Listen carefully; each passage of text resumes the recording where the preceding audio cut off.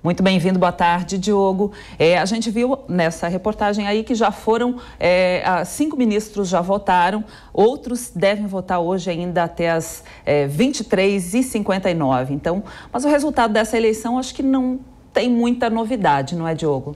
Exatamente, boa tarde, Cláudia, Daniel, boa tarde a todos que nos acompanham. O que acontece é que o ministro Alexandre de Moraes, antes mesmo de tomar essas decisões de aumentar as restrições, de impor restrições a Daniel Silveira, por ele não acatar a decisão de colocar a tornozeleira, já foram combinadas antes. Isso é muito comum ali no STF quando se trata de temas politicamente explosivos.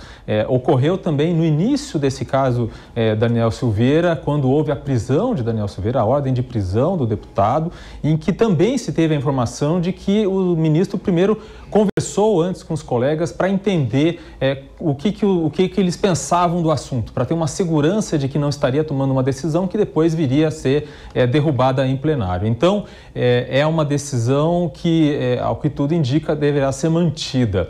E é interessante observar que Daniel Silveira fez desse episódio praticamente um show com vistas a ter ganhos eleitorais com isso, né? Ele, no fim das contas, acabou colocando a tornozeleira, mas fez ali todo um circo em torno da questão de liberdade de expressão, de poder dizer o que quer, da opinião parlamentar, mas vai ser usado isso, com certeza, vai usar isso junto aos seus apoiadores nas eleições desse ano, porque ele pretende se candidatar à reeleição novamente para deputado federal, talvez, provavelmente, pelo PTB. Agora, Schelp, em relação a essa maneira como ele utilizou a Câmara Federal nesse episódio, ele, por diversas vezes, cobrou um posicionamento do presidente da Casa, Arthur Lira, para que, de alguma maneira, pautasse algum texto, algum projeto, ou tentasse reverter, de alguma maneira, essa situação em que ele se encontra. Você acha que Arthur Lira está incomodado com essa situação? Você entende que, de alguma maneira, ele vai tentar ajudar Daniel Silveira? Porque eu tenho observado que vários deputados fazem meia-culpa em relação à votação que manteve a prisão de Daniel Silveira em abril de 2021. Você entende que a Câmara Federal pode, de alguma maneira, abraçar Daniel Silveira?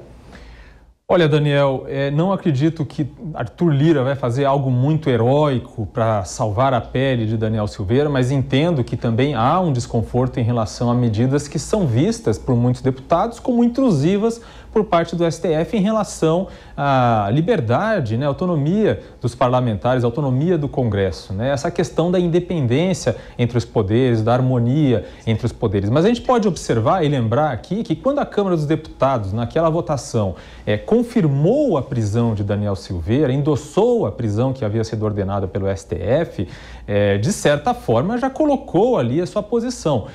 Havia na discussão naquele momento de que a Câmara estaria sob chantagem do STF, ou que havia preocupação por parte de muitos deputados porque eles tinham problemas ali na Justiça e dependeriam do STF, não gostariam de, digamos, de irritar os ministros do STF. E com o tempo que a gente está vendo agora, esses que se dizem arrependidos, na verdade é porque eles percebem que os fatos que levaram à prisão de Daniel Silveira ficaram para trás do tempo e eles contam com o esquecimento. E é bom, então, relembrar o que aconteceu na ocasião. Daniel Silveira fez um vídeo, divulgou um vídeo, em que ele falava, enfim, fazia críticas muito duras ao STF, atacava os ministros, xingava os ministros e chegou, em certo ponto, a dizer que esperava que o ministro Edson Fachin levasse uma surra de gato morto. Então, é preciso lembrar que não se trata apenas de opinião, mas sim foi um discurso de ódio. Agora, justamente em relação a esse episódio, o presidente da Corte, Fux, marcou o julgamento para o dia 20 de abril. Julgamento por conta dessa ameaça a ministros do Supremo Tribunal Federal. Você fez uma explanação no início do jornal falando sobre o julgamento que corre em plenário virtual, que trata do despacho de Alexandre de Moraes em relação à situação mais recente, ao descumprimento da colocação da tornozeleira eletrônica. Agora, em relação a esse julgamento do dia 20 de abril, que já está agendado, algum prognóstico, Schelp? Os juízes chegaram a sinalizar? Você entende que, muito provavelmente, eles vão ratificar a decisão de condenar Daniel Silveira? Olha, Daniel, eu não me arrisco a fazer esse prognóstico, é algo que coloca aí em questão, inclusive, a possibilidade de Daniel Silveira realmente buscar a eleição este ano, se candidatar este ano novamente para mais um mandato como deputado federal.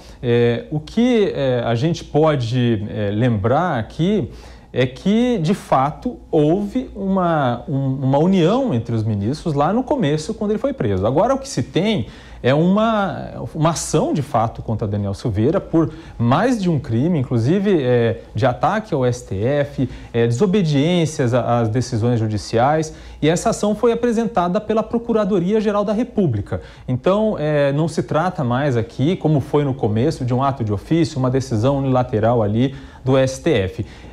Inclusive, esse julgamento agora foi antecipado para o dia 20 de abril, ele iria ocorrer mais para frente, mas foi antecipado justamente porque começou a dar esse problema todo e essa história interromper, enfim, dar um fim a essa história finalmente, para que não possa estender, não ser usada aí de palanque político continuamente.